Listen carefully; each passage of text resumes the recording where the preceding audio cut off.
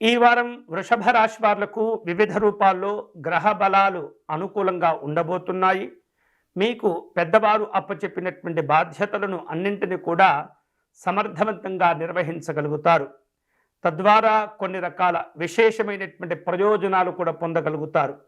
అదృష్టం కూడా తోడవటం చేత మరింత ఉత్సాహంగా ఈ వారం మీ పనులు చేసుకుంటూ వెళ్తుంటుంటారు. అవకాశాలన్నీ కూడా చాలా చాకచక్యంగా వ్యవహరిస్తూ వాటిని సద్వినియోగం చేసుకుని వాటి ద్వారా అభివృద్ధి చెందేటటువంటి ప్రయత్నాలన్నీ కూడా కలిసి వస్తాయి. అలాగే అనవసరమైనటువంటి లేదా సంబంధం లేనటువంటి విషయాల్లో ఎటువంటి పరిస్థితుల్లో కూడా ఈ వారం మీరు జోక్యం చేసుకోకూడదు.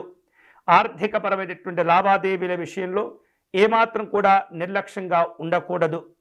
ఆదాయానికి మించినటువంటి ఖర్చులు కొంత ఇబ్బంది పెడుతుంటాయి కాబట్టి అలా ఆదాయానికి మించినటువంటి ఖర్చులు ఏవైతే ఉంటాయో వాటిని వెంటనే తగ్గించుకోవటం అనేది చాలా చాలా మంచిది.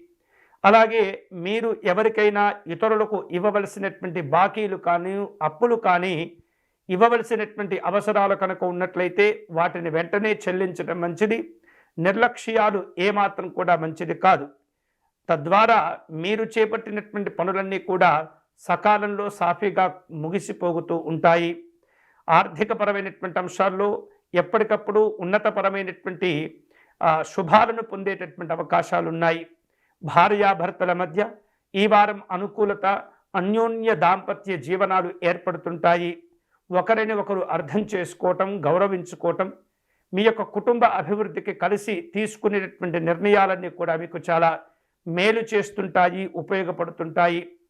వివిధ రూపాల్లో స్నేహితులను, బంధువులను కలుసుకుంటారు లేదా వారిని మీ గృహాలకు అతిథులుగా ఆహ్వానించేటటువంటి అవకాశాలు కూడా కనిపిస్తున్నాయి.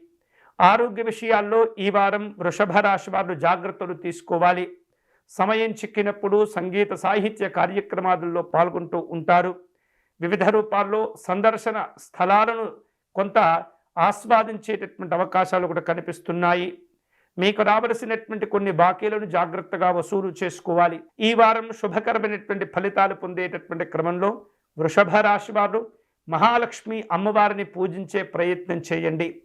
అమ్మవారికి కుంకుమార్చన నిర్వహించటము, అమ్మవారి అష్టకమును పారాయణం చేయటం ద్వారా ఎన్నో రకాల శుభాలు మీరు పొందవచ్చు. వీలైతే కనుక మహాలక్ష్మి అమ్మవారికి ప్రీతిగా సంధ్యాదీపం సాయంకాలం వేళల్లో అమ్మవారికి దీపార్చన నిర్వహించటం, నమస్కారం చేసుకోవటం ద్వారా చాలా ఉత్తమమైనటువంటి ఫలితాలు పొందవచ్చు.